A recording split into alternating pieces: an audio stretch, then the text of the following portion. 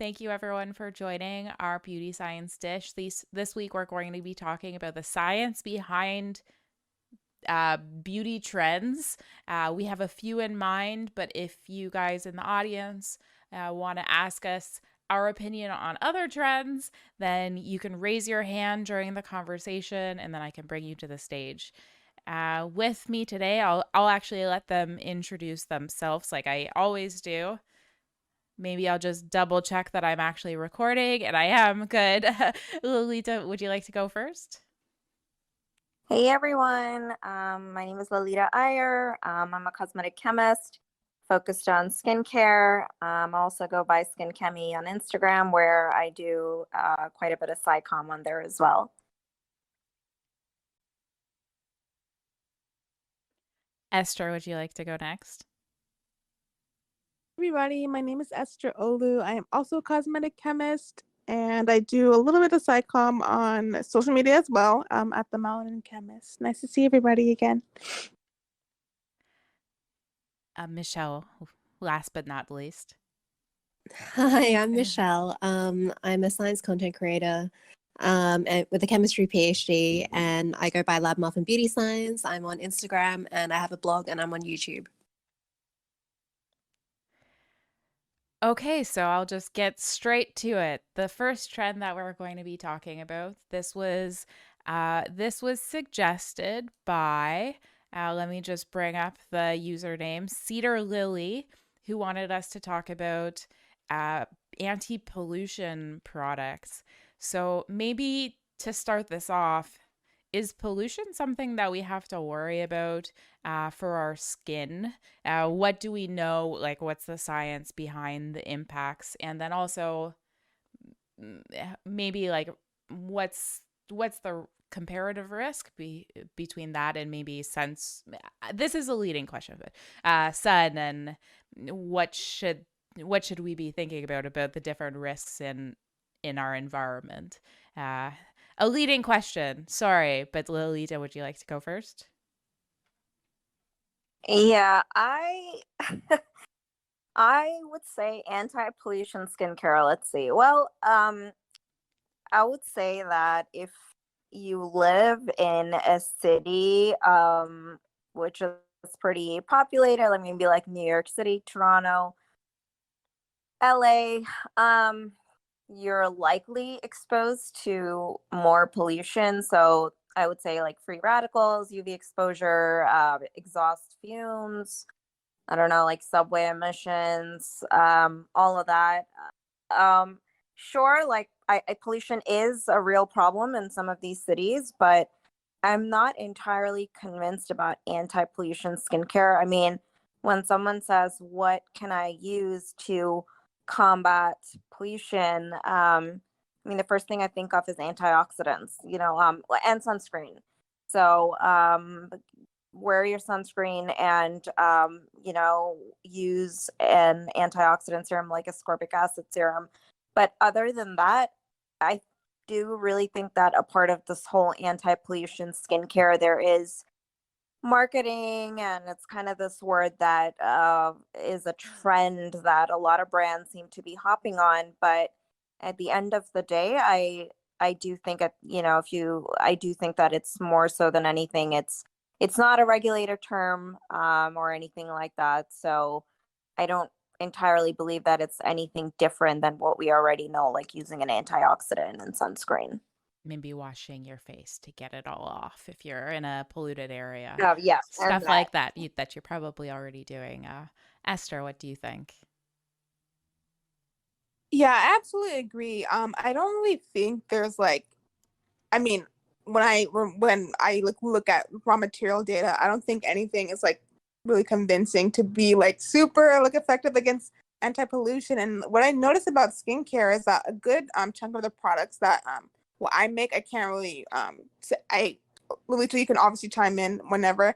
A lot of them contain film formers anyway to like form like some type of barrier on the skin, so that way there's like nothing like really penetrating inside of our skin anyways, but they're not really framed as anti-pollution.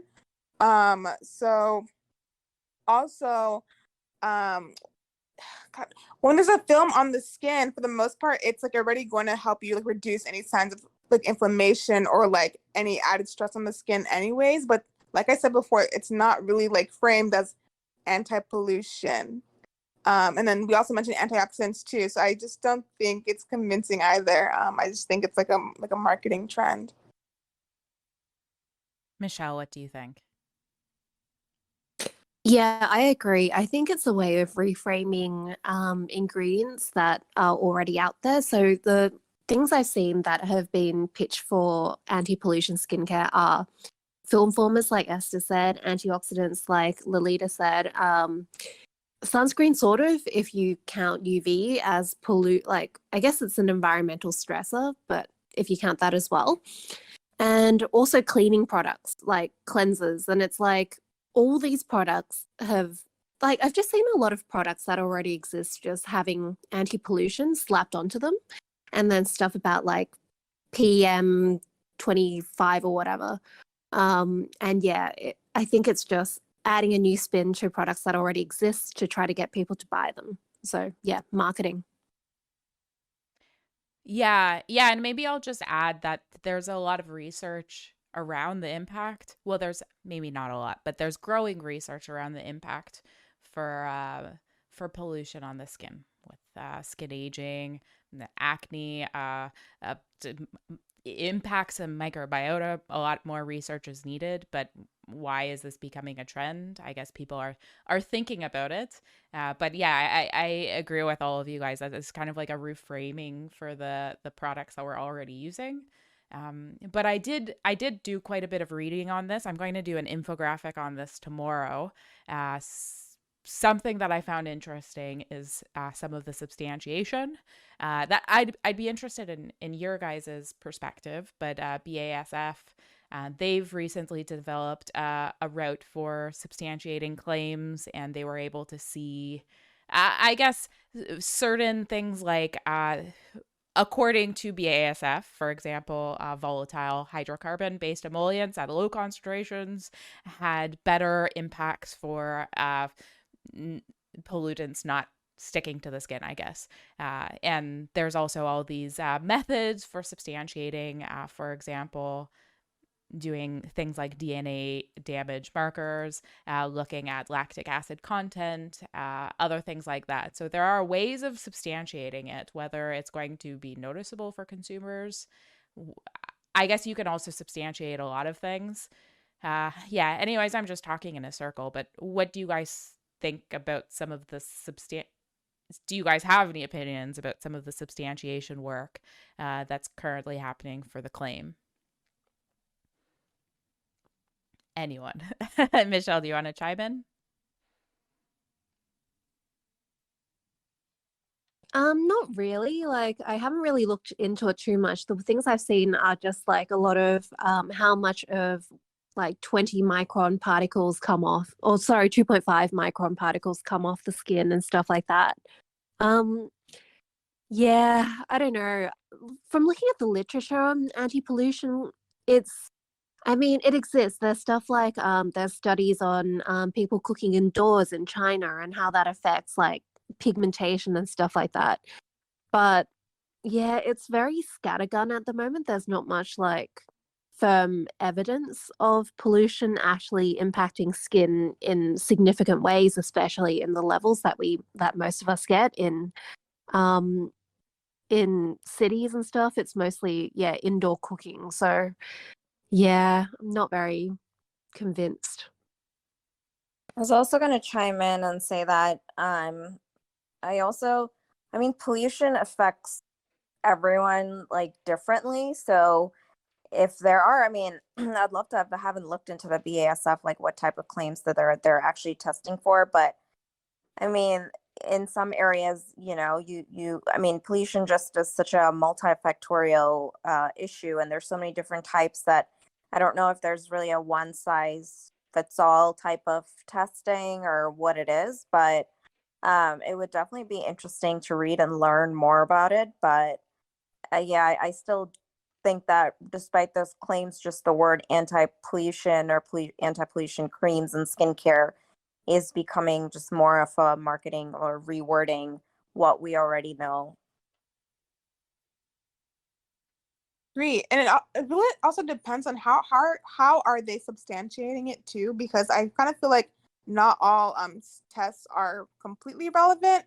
And then it's interesting because years ago, there's a brand called Good Science Beauty that I actually use their anti-pollution cream, but my skin isn't like, I don't have like acne prone skin or anything like that, and at most I only like deal with hyperpigmentation, and it didn't really their cream didn't really change anything for this is just my personal experience. It didn't really change anything for me.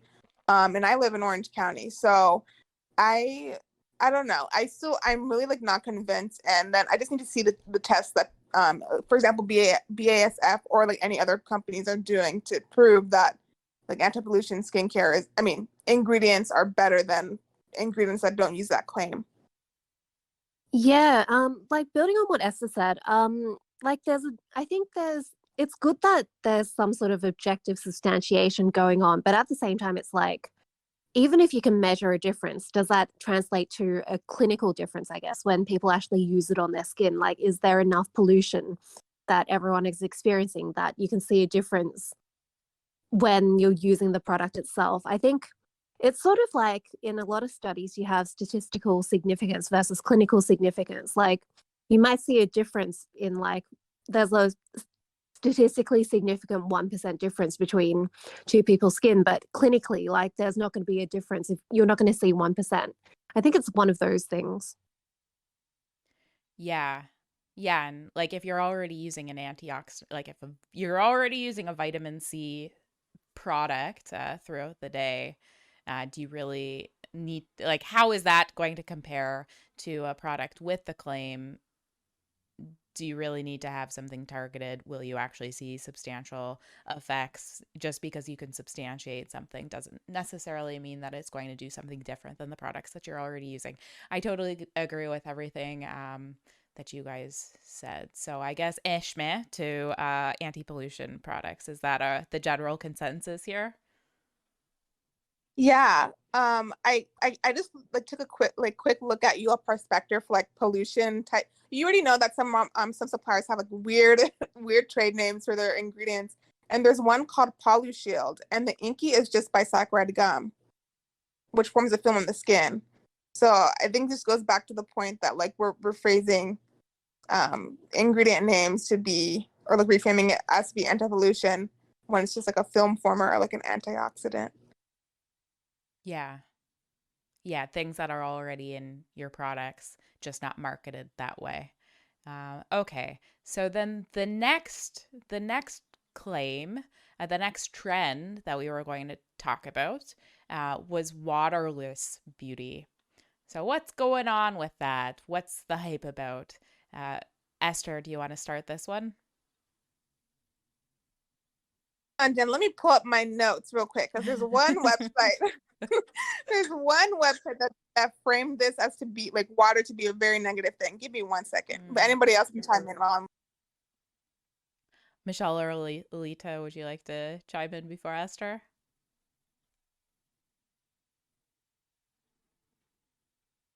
Oh yeah.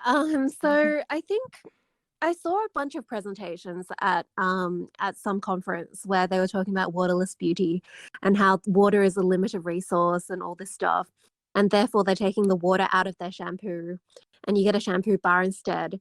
And it was like a normal shampoo, except they had less water in it. And I was just thinking, surely the whatever 200 mils you take out of your shampoo, that's not going to make a difference when you're using liters and liters when you're showering it off. um yeah, so I think there is a lot of marketing there. I can sort of see the argument when it comes to things like carbon cost of transport, because water is very dense and it's a large amount of a product. But I think at the end of the day, like, you need like a proper life cycle analysis where you look at all the different inputs, like from an environmental perspective. I think Esther's going to talk more about like a skin impact perspective, but from an environmental perspective, I can sort of see the argument. But at the same time, I think it's going to need a bigger shift than getting the same products and just taking water out. Maybe something like I don't know, shampoos that work over several days or something to stop you from showering, like needing to shower as much, something like that. Yeah, I've seen the claim on like essentially like facial oils. And then I have to think of like, well, what's the resource intensiveness of these oils? Firstly, you need water to produce these, and the supply chain uh, environmental impacts of the production of these oils. Okay, there's that. Then how does that compare to the resource intensiveness of using water? It's really complicated. I totally agree. LCAs would be nice. Uh, but also, I think the claim is misleading because you need water to grow these ingredients a lot of the times. If it's things like shampoo bars or solid cleansing products, yeah, I don't know. What do you think, Lolita? I think I think I think Waterless Beauty is like being used as like a almost like a marketing tool to say that, hey, look at us, we're like this next big eco trend type of company or brand or whatever. But it has been around for quite a long time, but I think it's just much smaller brands that we never heard of. But I mean, last year, Garnier had launched Garnier shampoo bars. And it was like this whole big eco, look at us, like we're so eco-friendly and stuff like that. So I think more than anything, like it's nothing new. I've seen this like 7, 8 years ago as well. But I think now it's being spinned in a way to say, get consumers to be like, oh, look at this brand coming out with this like sustainable version or like this eco-friendly product and stuff. So, I mean, I understand like from the perspective of like, I don't know, like a typical shampoo bottle is like about 90% water, and then you have to it's bulky to ship, and then there's transportation costs and more packaging involved. So I guess removing water, can improve to some degree operational sustainability, but I just don't think that it's a new concept. I just think that we have seen it like in hotels. Like there are so many hotels now that have these waterless shampoo bars, and I mean essentially it's like like soap. I mean soap has been around for so long, but now it's just Or the they're making Dove Sindent bar. yeah, the Duff Syndet bar. Like it has been around for decades at this point. So it's like, well, what's so new about waterless shampoo? So I think it's just, hey, look at us, we're being more eco-friendly. But other than that, I've no other. I don't think it's like anything unique or different. Yeah, I think it's interesting that I haven't seen any of these, like this kind of verbiage around Dove, like the OG. I haven't seen that. It's interesting. I feel like it's, yeah, definitely a claim to differentiate from the larger guys with smaller guys. Yeah. Esther, what do you think? Okay, I found the website, you guys. Okay, so everybody in the audience, so the website, it's called Aloe Ativa. So I'm just gonna read like an excerpt because they're framing water as like a very negative thing. Let me just read it, what they say. So they're saying most skincare contains 80 to 95% water.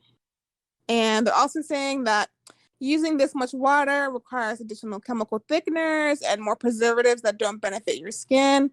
And that such a high level of water is drying to your skin, and how lots of water is not really good stuff. And then I know. And I think what's really funny is that they use aloe. Aloe, but you didn't know that aloe is not like, it's not pure aloe. It was just, I don't know. It was just really just ironic. And it's just like, do you work for every company do you know how much water we're putting in it? Like, do you know, like I worked on formulas that use as little as 30% water to like, let's say maybe even 70% water. And people just perceive water as like some type of filler when it's like an ingredient that will help dissolve the active ingredients that you want working on your skin. So I hate this what's what I'm looking for. I hate this claim. I really hate this claim. Yeah, especially if it's on something that's like an aqueous solution. especially where they're actually adding water to it. Yeah, I totally agree. Okay, so general consensus for this claim, I guess same as the anti-pollution products. Do you guys have anything else to add? Oh, maybe I'll just say, like, I like the idea of solid products. It's not going to be more gentle. If anything, they're going to be harsher if you have a concentrated product. And what Esther was talking about wasn't a concentrated product, so that's, I guess, a different case. Water obviously has an important role in the aesthetics of products, so that's a big challenge to get a product that's going to be aesthetically pleasing to consumers. LCAs would be really nice to see if people are making sustainability related claims. I think it's important. Michelle said this. Like when you're using a shampoo bar, you have to use like more water in the shower to get it to lather up. So it would be interesting to see the water trade-offs there.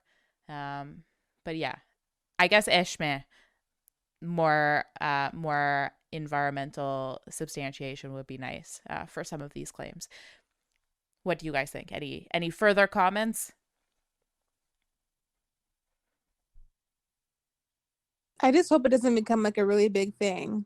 I don't think it's as big right now, but I just hope it doesn't get bigger than what it is.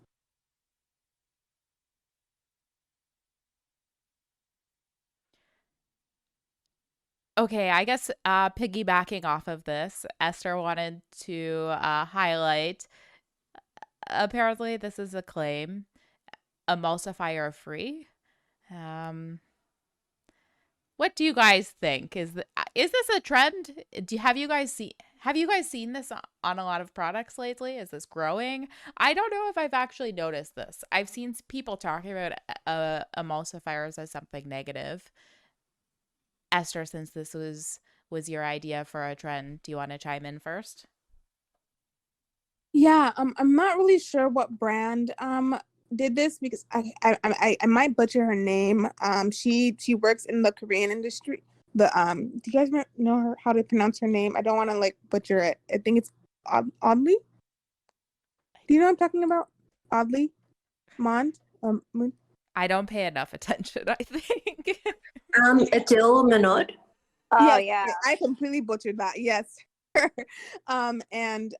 She posted a brand, but she backed up their name, and then they're using the claim emulsifier free, and I was like, why? I couldn't like look it up more to see which brand it was, and I didn't ask her who said it, but they posted a picture on Instagram, and then in the caption it says emulsifier free.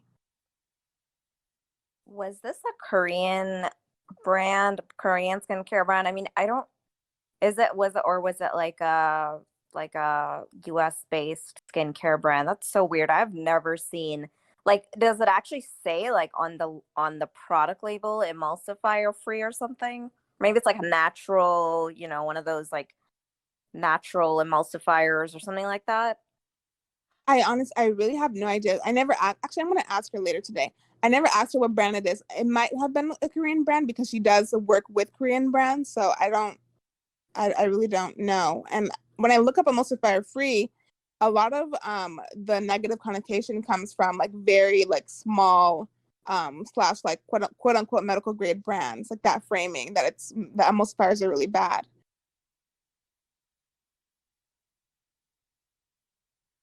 I've definitely seen that idea pop up on Twitter. The idea that emulsifiers will interact with or disrupt, I guess, your skin barrier. I don't know how well supported that is. I don't think it actually is. Michelle, do you have any thoughts? I think it's linked to the whole surfactant-free thing as well. Like I got a lot of, I guess, backlash when I said that you can leave some micellar waters on your skin. So previously I thought you couldn't because they use surfactants, and a lot of the time they're like surfactants that you find in cleaning products as well. But then After Bioderma showed me their data, I was like, okay, I'm wrong. Um, Mhm.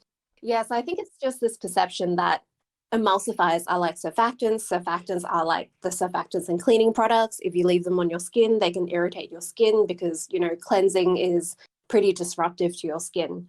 I think that's where it comes from.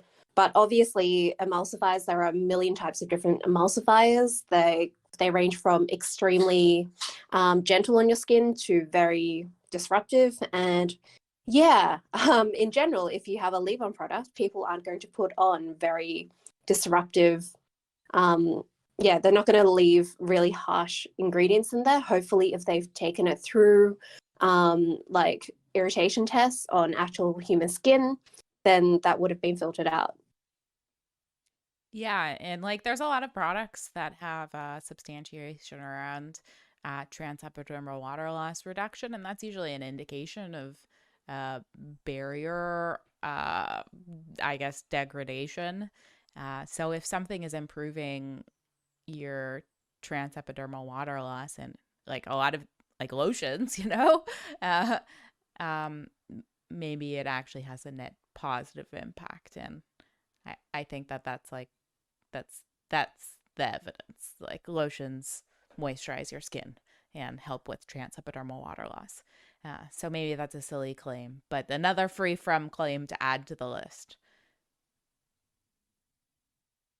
And I guess the next claim, if any of you guys in the audience have any claims that you guys would like to bring up, I only have one more claim, so raise your hand. Otherwise, this might be a shorter session, which is okay. But the next claim, and I feel like Michelle, you really have done a deep dive into this claim on your YouTube channel, is blue light protection.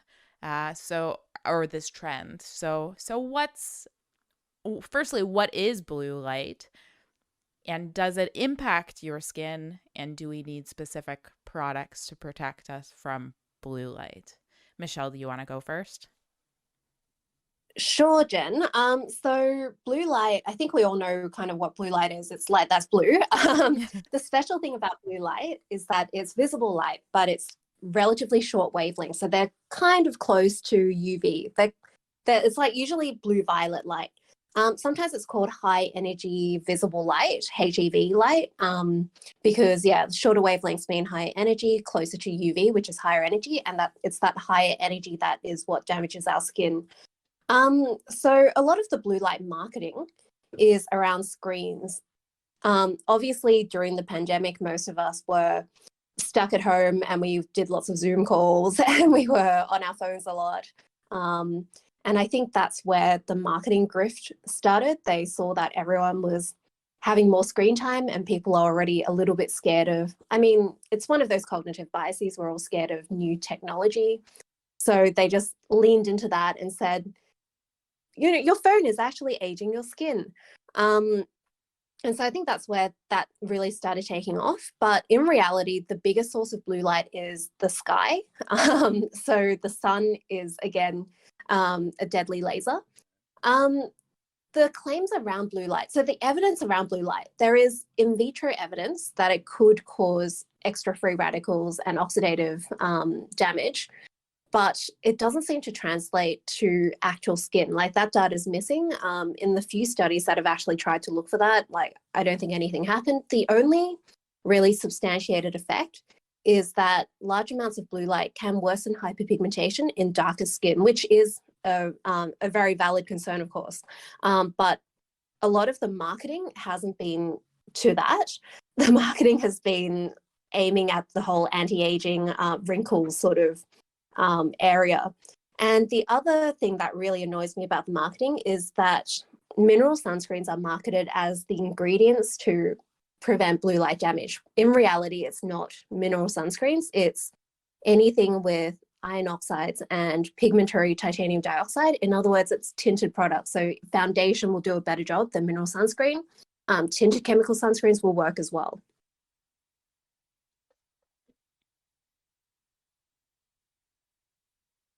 Lolita, do you have anything to add?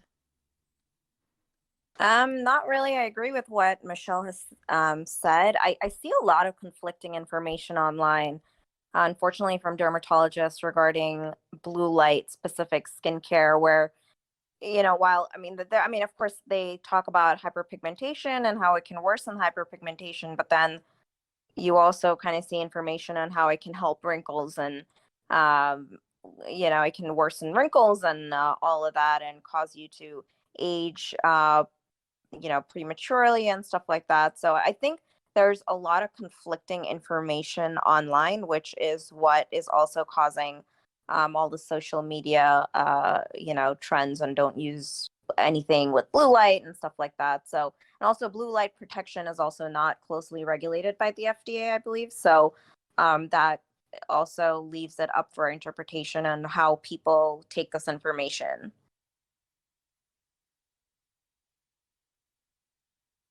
Esther, do you have anything to add? Yeah, I also see conflicting evidence. I was recently on like a Twitter Spaces last Friday, and some dermatologists were also excuse me, they were also talking about blue light and saying that like people online seem to have like dismissed the impact of blue light.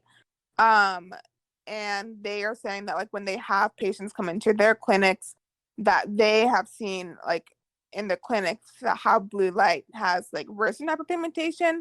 But it's like I really don't know either, because I mean, we're exposed to like a lot of things when we go outside. I mean, the sun, for example. So it's kind of just like the sun, compared to like, let's say our lifestyle, whatever else we're doing, compared to like blue light. I don't know. I'm really like not like completely convinced.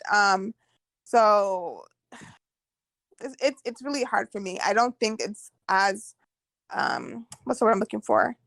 It's as impactful as like other factors. And a lot of like the raw materials that I see online that talk about like blue light protection are like extracts, and then extracts are not completely unreliable either. So I don't know. I'm still conflicted on the information that I see.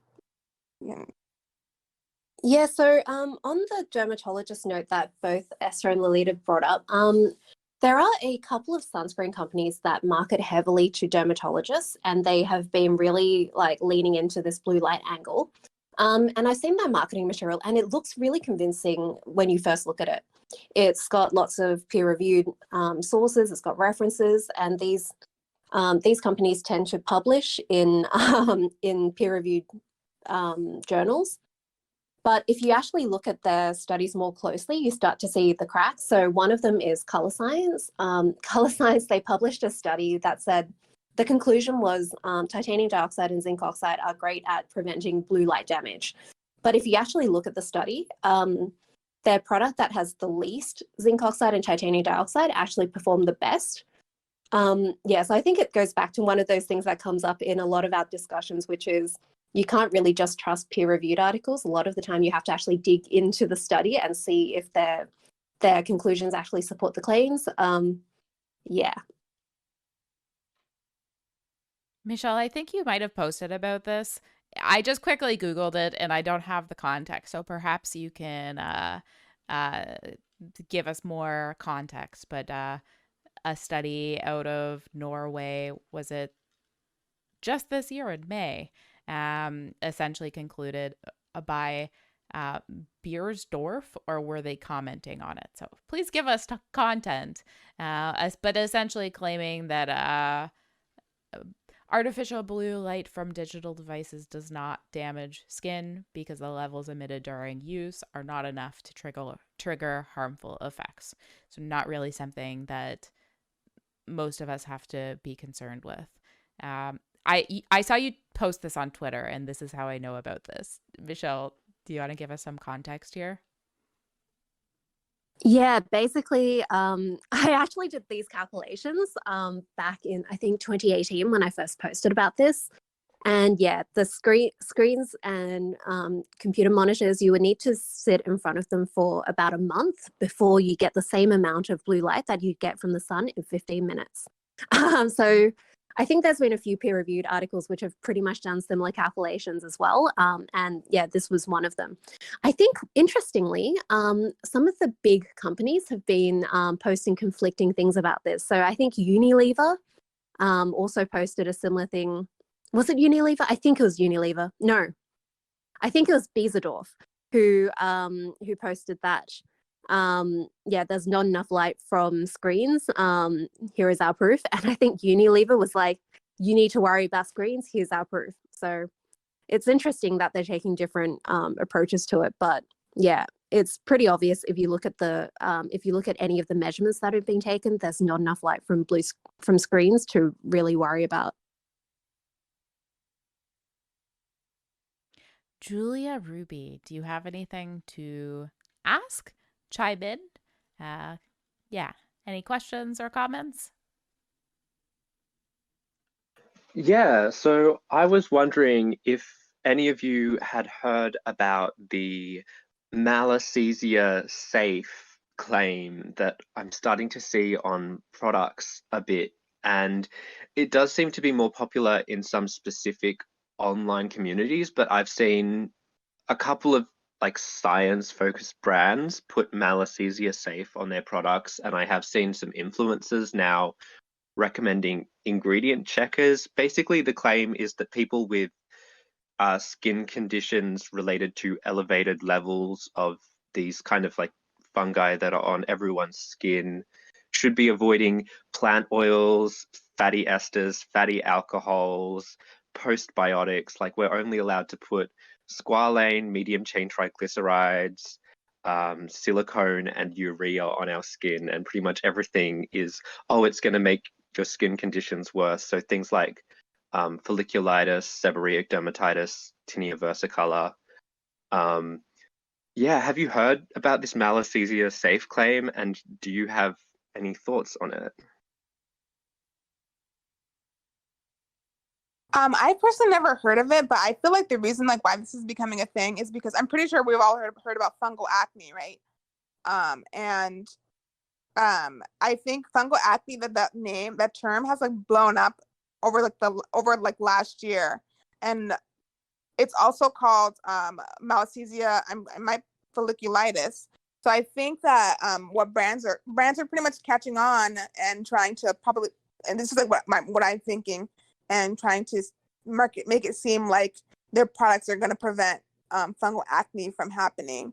And I guess consumers too, they're like looking for like oils and stuff that might trigger their fungal acne. But I've personally never seen this any brand marketing it that way.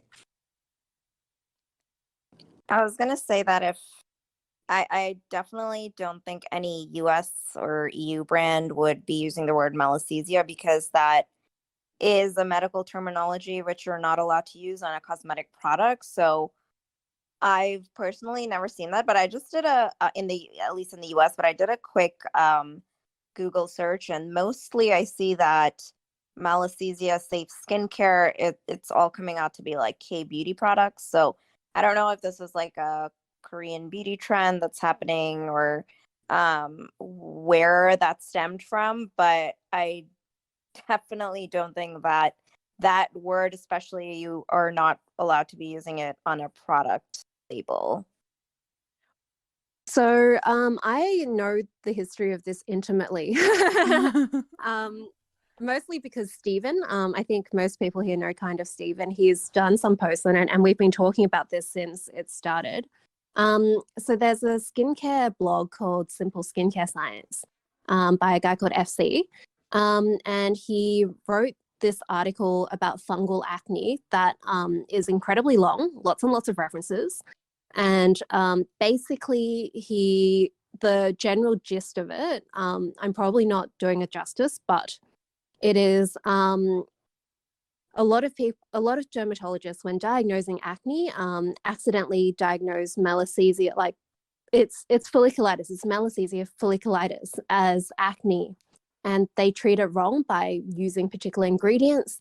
And then based on in vitro evidence, he decided that particular ingredients that feed Malassezia, like increase Malassezia growth in Petri dishes, essentially, these should all be avoided on your skin. And this is how you deal with it. And a lot of people followed these recommendations. So they ended up chucking out, like, I think it's a lot of products that contain these supposedly fungi feeding ingredients. I think it's like people end up chucking out like 90% of their routine, and they have a very simple pare back routine after that. And people found improvements upon using that. And if you look at the actual evidence, it's all in vitro. Basically, he just read a bunch of articles and then drew some conclusions out of it that are kind of counter to what everyone else in dermatology believes. From talking to a bunch of dermatologists, fungal acne is not really a big thing. Like malassezia folliculitis is just not that common. And the treatment for this folliculitis is antifungal creams. It's not avoiding particular things. So I think it's a lot reminiscent of gluten-free diets. So a lot of people thought they were allergic to gluten, so they started avoiding lots of different foods with gluten, and they found that their symptoms improved. And I think it's partly just if you cut out a million things out of your routine, even if you don't have malassezia folliculitis, you're going to end up cutting out a lot of irritants, like other things that were irritating your skin, and you are probably going to see an improvement. And I think it just goes back to the idea that everyone's doing a bit too much to their skin these days, especially during the pandemic, especially when you're kind of bored at home. And so many people have like started doing the thing where they're like, I'm going to come out of lockdown like a beautiful butterfly. I'm going to be in my cocoon and just skincare the crap out of my skin and be beautiful. And instead they like burn the crap out of their skin. So yeah, I believe FC has now launched a skincare line, which is based on this supposed mechanism. I have serious doubts about it. I know Stephen has looked into it in much more detail. I think if you scroll back through his Instagram feed for a little bit, he's done like a breakdown of what he has, what his conclusions are and why. So yeah, I recommend looking at that.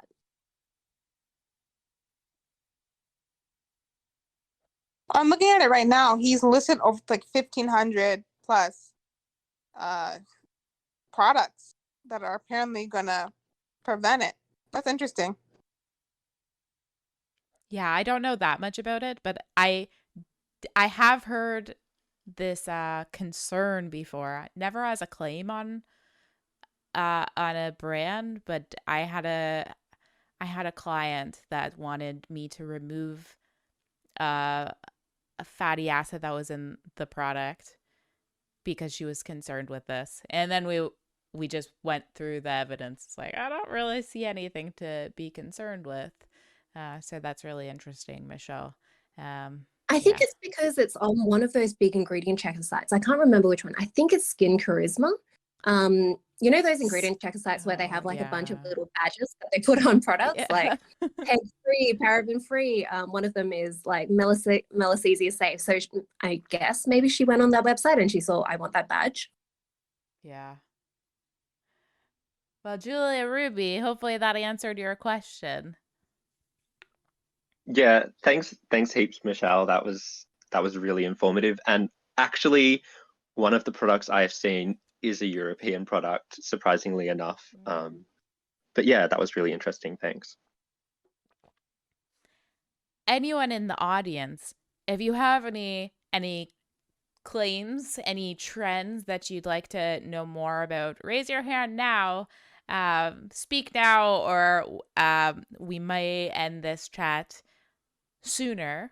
Lolita, Esther, or Michelle, any interesting trends you've seen of late that I haven't asked about?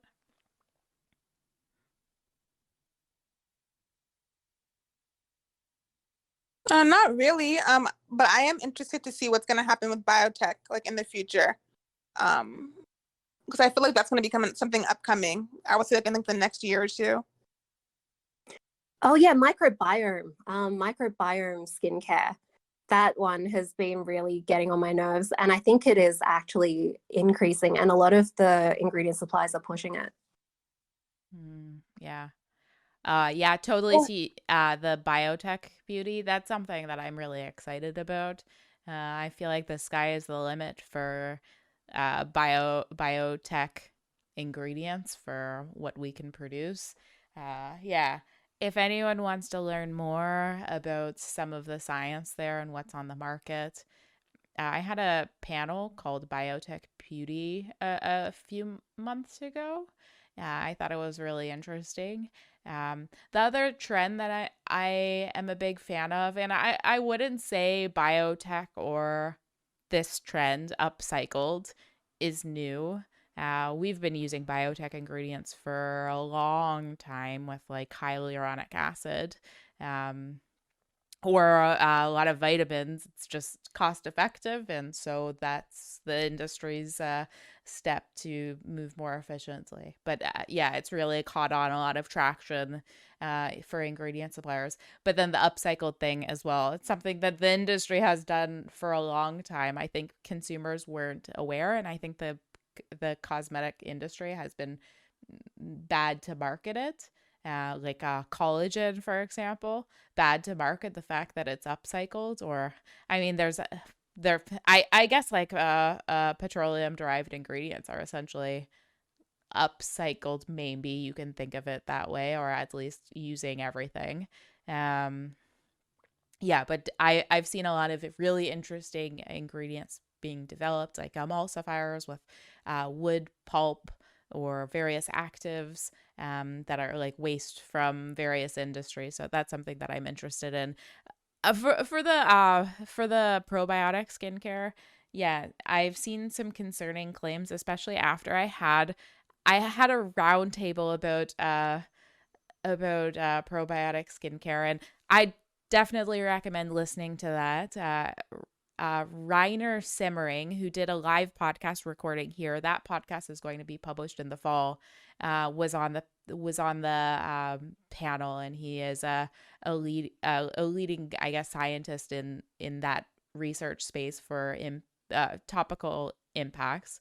And I guess the consensus is we've got a long way to go. We don't really understand the skin microbiome, so it's hard to really make claims about it. And there's a lot of misleading claims. Yeah, totally agree with both you and Esther. Esther, did you have anything to add in? Oh, there's this one brand, and I'm like seriously forgetting the name because I remember Tony sent the brand to me, and they apparently created this patented technology that targets acne causing bacteria, but I don't really know how they're substantiating it.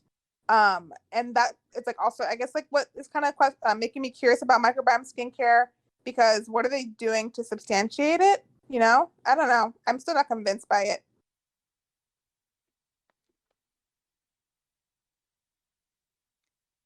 Lolita, any trends we missed that you would want to put in here? I was actually gonna say, yeah, the whole biotech trend, I think it's gonna be really interesting. There's actually a really cool there's like this company called, I think, Codex Beauty or something, and they have this kind of this labeling strategy where they include like their clinical efficacy data on the packaging of all its skincare products. So I mean, it definitely involves some consumer education, but it's definitely cool to see that, you see like the efficacy testing panel. It highlights like different products that have made in studies, like looking at I think it was like firmness, oiliness, hydration, the kind of studies that they did, how many days they did it for, how many women and men they did it for, what year they did it, and everything is highlighted like on the packaging of the product. And they call themselves a biotech beauty company. So I think that seems cool, but I do think that also requires some consumer education, because not everyone would actually understand how to read such type of tables. Yeah, I would be interested. I really like what Codex is doing. I would be interested to hear the perspective. Like, I like what they're doing as someone who's a cosmetic chemist. I'd be interested in the perspective of the average consumer, whether they think that that's too much information, and they just want the product. I don't know. Esther and Michelle, have you guys seen what they're doing? And do you have any thoughts about what I just said? When is it too much with respect to sharing information?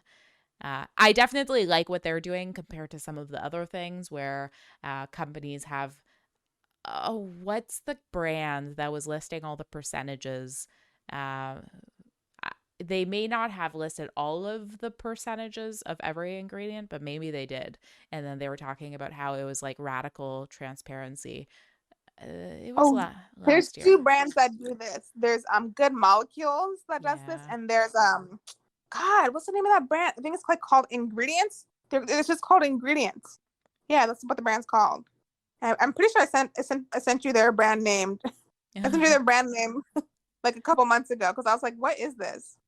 I was like, it was really weird, but yeah, it's those 2 that I know for sure that do that. Yeah, I feel like that's too much. And also knowing that information as a consumer, consumers, I'd be interested to know what consumers think. Um, but like just having the percentages of ingredients doesn't say whether it's going to be effective. So yeah, I like the slant for transparency and substantiation that Codex is taking there. But I am interested for like the consumer perspective here. Esther and Michelle, any thoughts on that?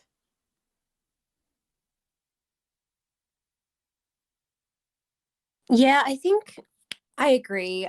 Knowing the percentage of, I don't know, EDTA in your product isn't going to do much. I think consumers are just going to end up looking for things that have less water and more active ingredients, which is kind of what partly what people are doing already and burning their face because of that. Like with things like 100% niacinamide, 100% vitamin C, it's all that percentage chasing that I think we all know brands are trying to do based on not much evidence. I think it's good to see substantiation. I haven't actually noticed what Codex were doing, but I will look into that. But it sounds like it's very promising. And it's the sort of thing we want to see from brands.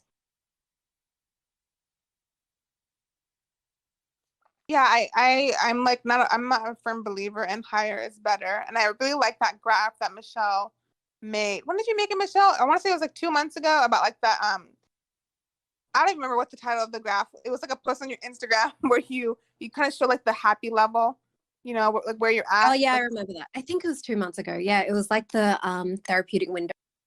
yeah, exactly. Yeah, that. So I really wish that brands didn't push the higher actives, and I'm really like mad at The Ordinary and like Paula's Choice for releasing their that peel, and then I think Paula's Choice released like a 25% and 2% like AHA BHA solution. I'm just like, no, like because some people are really just gonna like they're gonna hurt their skin because they just think that their skin needs these high concentrations when they don't really need it.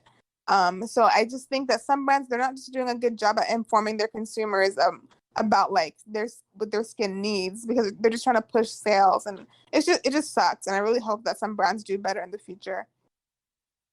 Yeah. Oh, and then I mentioned this to you guys earlier this week. So not only the higher percentage of actives, but then the other thing that I see is people are like shooting for really, really long ingredient lists. Like that's something that they want. I personally prefer simpler formulas. Um, yeah, this is, I guess, an experience that I've had working with brands as well, of like they want to just add every trendy active, and just like fill the pot. Like the more active, the better. Yeah, I think I have seen, maybe not a lot, but quite a few indie brands wanting to do this, wanting to include all the actives. Some have pretty high concentrations, so the formula is very like quite expensive. But with this idea, maybe not even doing substantiation for it, but with this idea that the more actives, the better, which may or may not be true. Oh God, I hate it so much. Like I had to make a formula, like a moisturizer last week, and I think it had like 50 plus. Like if I were to like separate look at the ingredients and like not by trade name. It had like 50 plus ingredients, and I was like, if something goes wrong, how the hell am I supposed to know like Yeah, it's where gonna to be a start? process. Yeah, I was like, why are people like this? Yeah. Yeah, I feel like yeah, I've had quite a few projects like that, and I feel like, and my clients may know this because I'm vocal about my frustration, but like my eye is twitching as I'm adding all these ingredients in that I feel is just unnecessary. Yeah, Julia, Ruby, I'd be interested in your perspectives from the consumer perspective here. So what are your thoughts on, firstly, what we were just talking about the more ingredients in a formula? Is that something that you think is interesting as a consumer?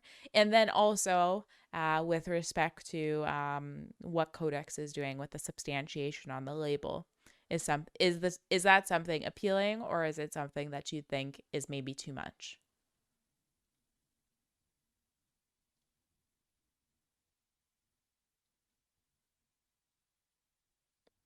Oh no, I can't hear you if you're talking.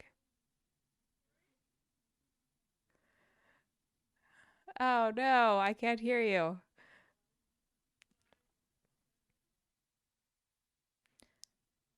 Maybe Julia, Ruby, if you want to insert a comment, no pressure. Also, I'd be interested in all of the audience. So if you guys in the audience want to insert your opinions there, because I am really interested in what you guys think, leave it in the webinar chat. Yeah. Oh, Julia Ruby is coming back to the stage. Maybe it was a tech issue.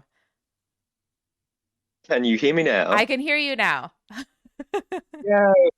All right. So my perspective is not just as a consumer, it's actually as a disabled consumer. I have like some chronic pain and fatigue issues. So I'm really looking for products that can simplify my routine and make it shorter and quicker and easier. So in a way, I do kind of want a lot of active ingredients in one skincare product so that it can be my only skincare product. I don't want to be layering even three products. I just want to slap on a moisturizer that has everything in it and get into bed.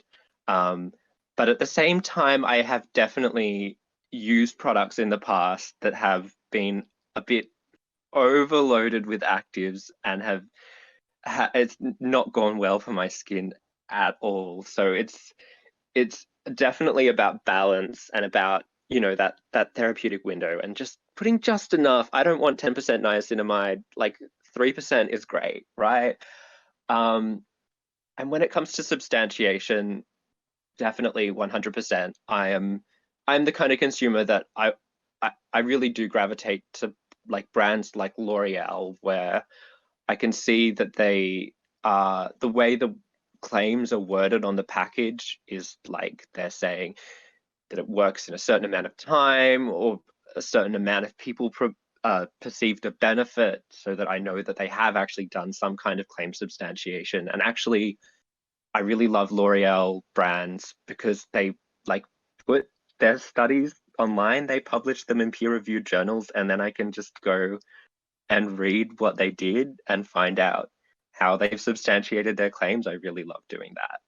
But I may be a bit more invested in learning about that stuff than some other consumers. Yeah, that's my perspective. And I would imagine we're kind of in an echo chamber to the other 6 people in the audience. But please leave your comments in the webinar chat. I would be interested if you guys have a different opinion. I would imagine you probably have a similar opinion, more substantiation and information, considering you've just listened to this hour chat about the science behind beauty trends. I would imagine that you have a similar opinion. So I guess we've been talking for an hour. So that concludes our beauty science dish this week. If you guys have comments or topic suggestions that you would like to see covered, we're going to do it next Sunday for sure. Same time. And we already have one dermatologist that's going to be included, Dermontology from Instagram. We might have a few others. Hopefully Lolita, Esther, and Michelle can come back, crossing fingers. If you guys have a topic that you would like to see us cover, leave it in the webinar chat, and then we will take it up for consideration. Thanks so much for tuning in. Oh, and as always, this is going to be published probably tomorrow morning on our YouTube notes channel. But thanks, and I hope you guys all have a great rest of your night. Thank you, everybody. Thanks, everyone. Good night. Thank you. Thanks.